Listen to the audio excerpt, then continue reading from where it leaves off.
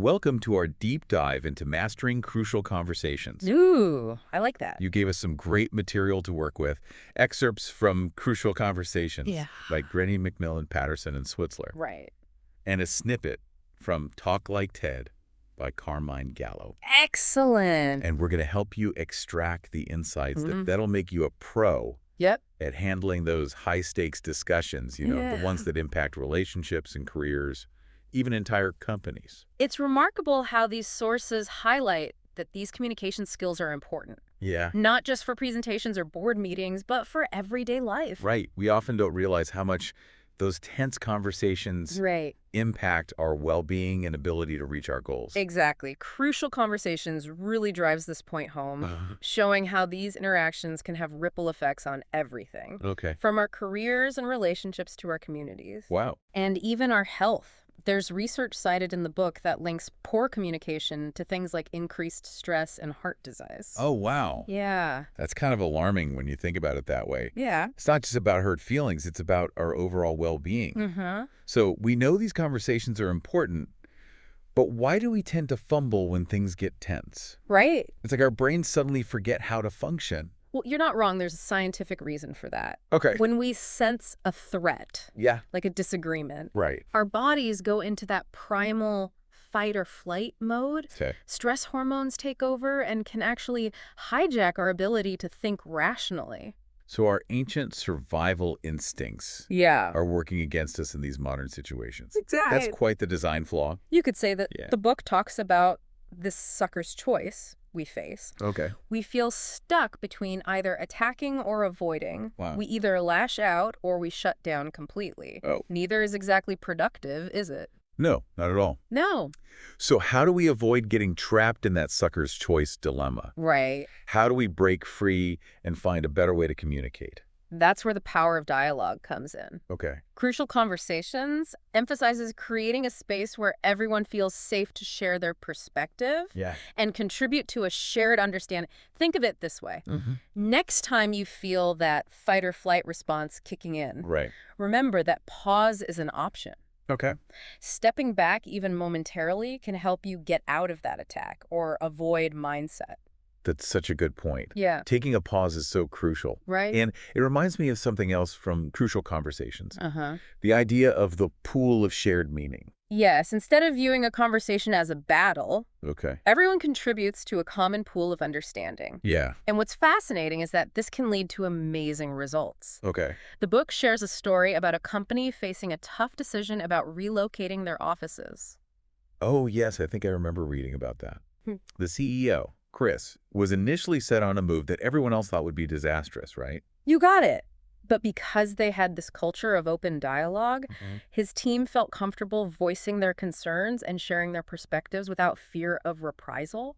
So they were able to make a better decision by creating that safe space for dialogue. Precisely. And not only was the decision better, Oh, wow. but the team was much more committed to making it work because everyone felt heard. That's the real power of building this shared understanding. Yeah. It leads to faster action and buy-in from everyone involved. That's such a powerful example of how a crucial conversation, Yeah. when handled well, can lead to a win-win. Right. But creating that safe space for dialogue isn't always easy, especially when emotions are running high. Right. So how do we even begin to approach these conversations in a way that sets us up for success? Well, it all starts with understanding the stories we tell ourselves. Stories. What do stories have to do with crucial conversations? This is where it gets really interesting. You see, our emotions aren't dictated by the events themselves, but by the stories we tell ourselves about those events. Okay. It's like a chain reaction. Right. We see something happen. Right. We tell ourselves a story about it. We feel an emotion based on that story, and then we act accordingly. So it's not the event itself, Right. but our interpretation of it that drives our emotional response. Exactly. And oftentimes those stories we tell ourselves, those interpretations, aren't very helpful. They can actually distort our perceptions and lead to unhealthy behavior. Okay, I'm starting to see how this connects to crucial conversations. Give me an example. Imagine you send an important email. Yeah. And your colleague hasn't responded. You might start telling yourself a story like, they're ignoring me, they don't respect me. Yeah, I can see how we jump to conclusions, especially when we're feeling stressed or insecure. Crucial Conversations calls these clever stories. Clever stories. They're like mental traps we fall into. Right. They often make us feel like a victim, Right. or like the other person is a villain, Okay. or leave us feeling helpless to change the situation. So these clever stories are basically our brain's way of trying to make sense of things, Right. but they end up making things worse. Precisely. They keep us stuck in negative emotions and prevent us from seeing things clearly, let alone responding constructively. Wow. Think about it this way. Okay. If your colleague misses a deadline, Right. are you assuming they're lazy and incompetent? Okay. Or are you feeling like you're always the one being taken advantage of? Right. Recognizing these patterns is the first step. That's so true. We really do tell ourselves these stories all the time without even realizing it. So the first step to mastering crucial conversations is becoming aware of these clever stories and challenging them. Right. But how do we actually communicate effectively, especially when it's something potentially sensitive or controversial? There's a really useful tool from Crucial Conversations called the STATE acronym. Okay, love a good acronym. So STATE is basically a framework for presenting our perspective with facts, respect, and an open mind. That's a great way to sum it up. Right. Instead of leading with accusations or judgments, Right. you start by sharing the observable facts. For example, if you're concerned about a coworker's repeated lateness to meetings, instead of saying you're always late, Right. you might say, I've noticed you've arrived late to the last 3 team meetings. Okay. You're stating the facts without adding your interpretation or judgment. That makes so much sense. Yeah. Keeps things objective and helps the other person stay open to listening. Right? But once we've shared the facts, how do we share our perspective without making the other person defensive?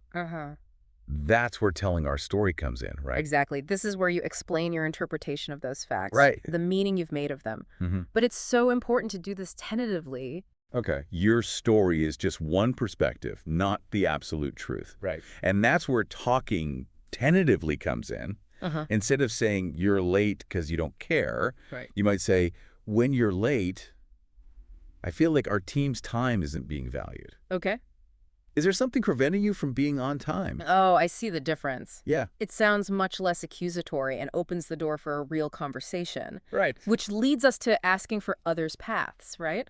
Right. But what if sharing my facts and story just makes the other person more defensive? Right. How do I prevent things from escalating? That's a great question. Yeah. And it highlights how important this next step is. Okay. Actively seeking to understand the other person's perspective. Even when you disagree, Right. you're essentially saying, Yeah. help me understand why you see things this way. Right. This shows respect, builds trust, and creates space for productive dialogue.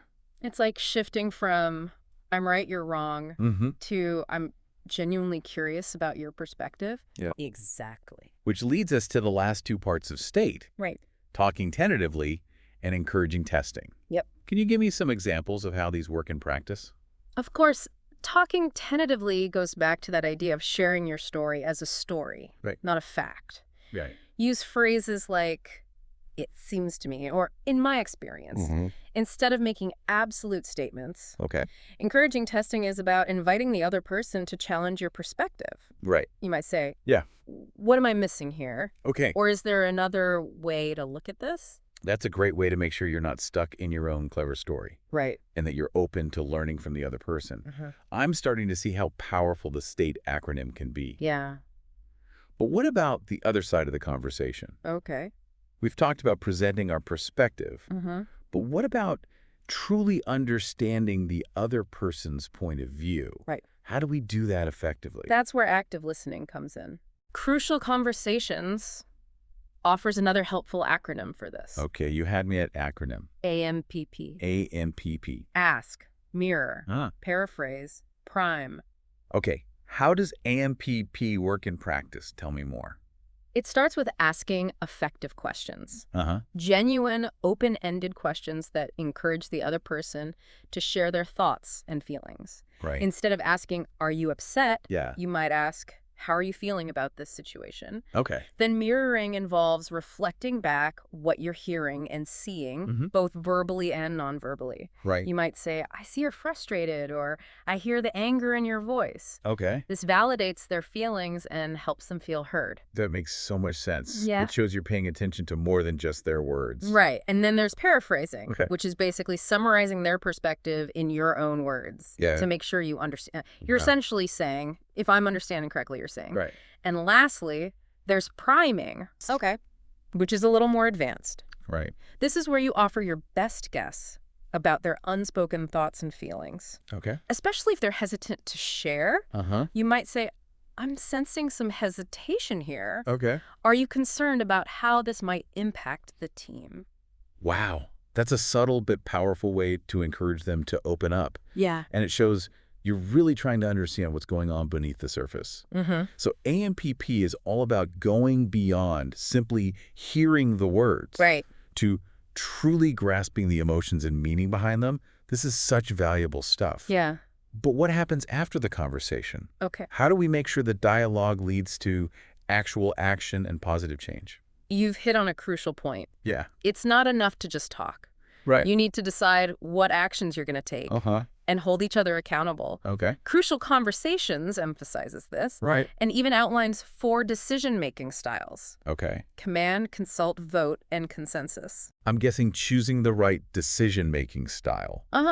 Depends on the situation. You're exactly right. Okay. Sometimes a command decision, Right. where one person calls the shots, is appropriate. Okay. Other times it's better to consult with others before making the final call.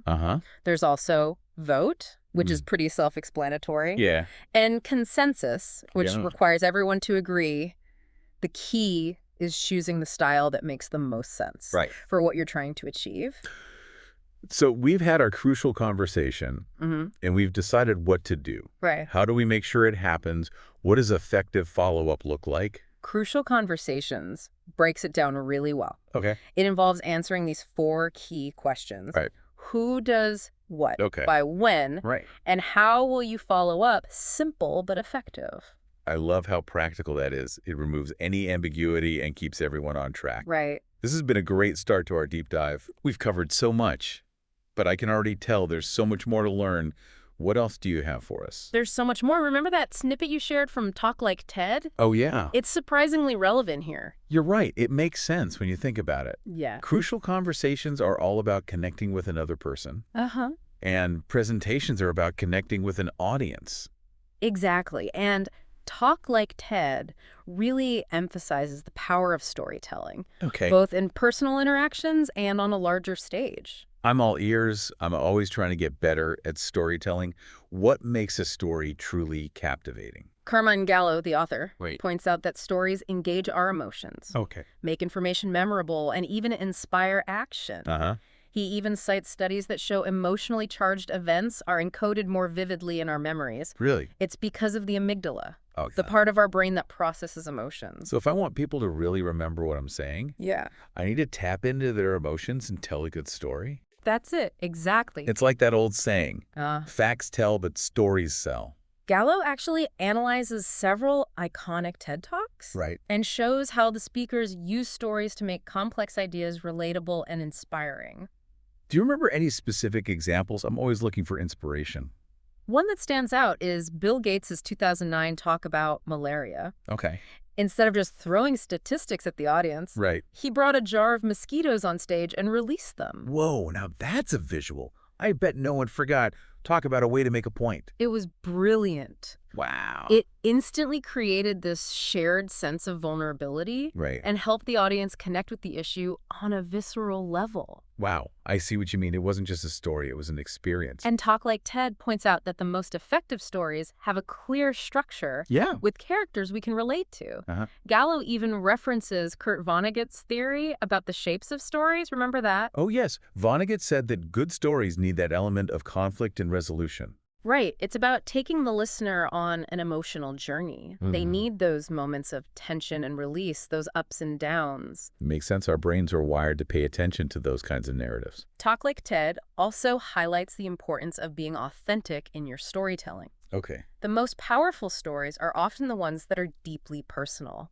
So it's not just about reciting facts or anecdotes. Right. It's about sharing a part of yourself with the audience. Yes, exactly. It's those moments of vulnerability that help build trust and connection with an audience. Okay. Whether it's one person or 1,000. That's a good reminder. People connect with authenticity. Yeah. But what about when we get nervous? Right. How can we come across as confident even when we're feeling those butterflies? That's where nonverbal communication comes in. Gallo points out that our body language, our posture, gestures, facial expressions can either help or hurt our message. Oh, I've definitely seen that in action. Yeah. A speaker with a monotone voice and zero eye contact can just kill the energy in a room. It's amazing how powerful those nonverbal cues can be. Yeah. Gallo actually analyzed the body language of some of the best TED speakers and found some common patterns. I'm all ears. What did he find? One of the big takeaways was the importance of eye contact. Yeah. The most compelling speakers scan the audience, Okay. making these quick but genuine connections with people. I see how that works. It makes people feel seen and heard even in a large crowd. And he also noticed that effective speakers use hand gestures to emphasize their points. Right. It can really add visual interest if it's done well. Right, but not too much. Of course. I've seen some speakers flail their arms around so much it's distracting. It's about being purposeful. Right. Think of your hands like visual aids. Okay. Helping you paint a picture and talk like TED also emphasizes the importance of practicing your delivery. Right. Both verbal and nonverbal, it's a good idea to record yourself and see how you come across. Yeah. You might be surprised at what you find. That's a great idea. We're not always aware of our own little quirks. Exactly. Once you know what they are, you can work on making changes. It's fascinating how much goes into being a truly engaging communicator.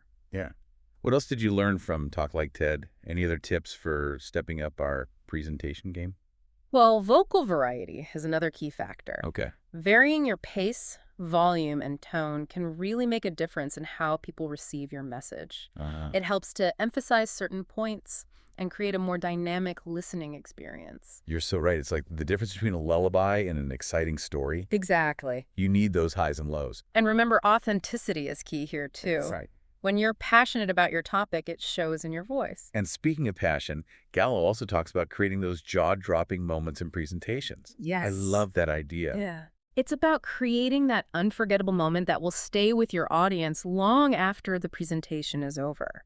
Okay, so how do we do that? Is it about pyrotechnics or fancy visuals? Not necessarily. It's more about finding creative ways to surprise and engage your audience, to get them thinking differently. So it's about shaking things up and delivering something unexpected. Exactly. Gallo gives some great examples from TED Talks where speakers used props, demonstrations, or even personal anecdotes to create these moments. Okay, now you have to share an example. I'm dying to know. Well, one that comes to mind is Amy Cuddy's TED Talk about body language. Okay. She didn't use any fancy props or visuals. Right. But she created a jaw-dropping moment by inviting the audience to participate in a simple experiment. Oh, I remember that one. Yeah. She asked everyone to stand up and strike a power pose for 2 minutes. That's the one. It was so simple, but so effective. Yeah. It got people out of their seats and actively engaged with the topic. And it beautifully illustrated her point about how our body language can influence our thoughts and feelings. I love that example. Yeah. It wasn't flashy or expensive, but it was definitely memorable. Yeah. I'm starting to see how all of this connects back to crucial conversations. Yeah. It's not just about the words we say, Right. but how we say them and how we make the other person feel. You're getting it. And just like with crucial conversations, delivering a truly captivating presentation requires ongoing effort. Right. It takes practice, self-awareness, and stepping outside of your comfort zone. This has been so insightful. I'm already thinking of ways to apply these ideas to my next presentation and my next crucial conversation. That's great. And remember, even the most seasoned speakers get nervous. Right. The key is not letting those nerves get the best of you. Embrace the challenge, practice your skills, and have confidence in your ability to connect. You're right. We all have something valuable to share, and these communication skills help us do that more effectively. It's amazing how these seemingly separate topics, crucial conversations and giving presentations, actually have so much in common. Right. They both rely on these core communication skills that can really make or break our success. Absolutely. And speaking of success, Yeah. there's another point from Talk Like TED that's worth highlighting. Okay. It's the idea that our passion for a topic can actually be contagious. Gallo argues that when we're genuinely excited about something, that energy draws people in. Oh, I've definitely experienced that. I've seen speakers who could make the most mundane topics sound fascinating. Right. Just by their sheer enthusiasm. It's true. Gallo suggests thinking of your presentation as a gift you're sharing with the audience. Oh? When you're excited about that gift, people can't help but get excited too. I love that analogy. Yeah. It's not about forcing it. It's about letting your genuine passion shine through. Right. But what about those of us who aren't naturally extroverted or charismatic? Can we still learn to connect with an audience in a meaningful way? Absolutely. Talk Like TED reminds us that we can all develop our stage presence and find our own authentic style of communication. Okay. It's not about trying to be someone you're not. Right. It's about honing your skills and letting your true self shine through. That's reassuring. Yeah. It's not about being a born performer. It's about putting in the effort and developing those skills over time. Exactly. And Gallo offers some great advice for dealing with stage fright, too. Oh, yeah. Things like practicing your delivery, Right. focusing on your message instead of your nerves, and visualizing yourself succeeding. Those are all great tips. I think we all experience some level of anxiety before a presentation. Yeah. It's about not letting those nerves control us. Right. It's about channeling that nervous energy into passion and enthusiasm. I like that. So we've covered storytelling, body language, vocal variety, and even stage fright. Yeah. What else can we learn from Talk Like TED to help us become better communicators? Well, Gallo also stresses the importance of connecting with your audience on an emotional level. Okay. He argues that facts and figures are important, but it's the emotional connection that really makes an impact. Okay. And inspires action. It's like you said before, stories sell. Yes. They connect with us on a deeper level. Right. So use vivid language, tell personal anecdotes, Well, even incorporate humor to make your message more engaging and memorable. it's about speaking to the heart as well as the head. I like that. And Gallo encourages speakers to really think about how they want their audience to feel. Right. What emotions do you want to evoke? What message do you want them to take away? That's a great question to ask ourselves when we're preparing a presentation. Yeah. It's about being intentional and crafting a message that will move people. Yes. And speaking of moving people, he also talks about the importance of a strong closing. The ending of your presentation is your last chance to leave a lasting impression. You're right. I've definitely been to presentations that just kind of fizzled out at the end, and it left me feeling disappointed. It's like a movie with a weak ending. It can ruin the whole experience. Right. Gallo suggests ending on a high note with a clear call to action, Right. a thought-provoking question, or even a memorable quote. So it's about leaving them with something to think about, Uh-huh. something that will stick with them. Exactly. And just like any other part of your presentation, that closing needs to be practiced and delivered with confidence. This has been such a fascinating deep dive. Good. We've gone from crucial conversations to captivating presentations. And it's incredible how many common threads there are between them. It's all about connecting with people, whether it's one person across the table or an entire audience. Right. And it's about sharing your message with authenticity and passion. I'm feeling so inspired to step up my communication game in all areas of my life. That's great. I'm excited to put all of these insights into practice. Me too. And remember, it's a journey, not a destination. Right. Keep learning, keep practicing, and keep striving to connect in meaningful ways. Well said. And you never know. Maybe one day we'll both be sharing our stories on the TED stage. Here's to that, and thanks for diving deep with us today. It's been a pleasure. We're confident that the insights from these books will help you communicate with greater confidence, clarity, and impact in all areas of your life. Until next time, keep those crucial conversations flowing and those presentations captivating.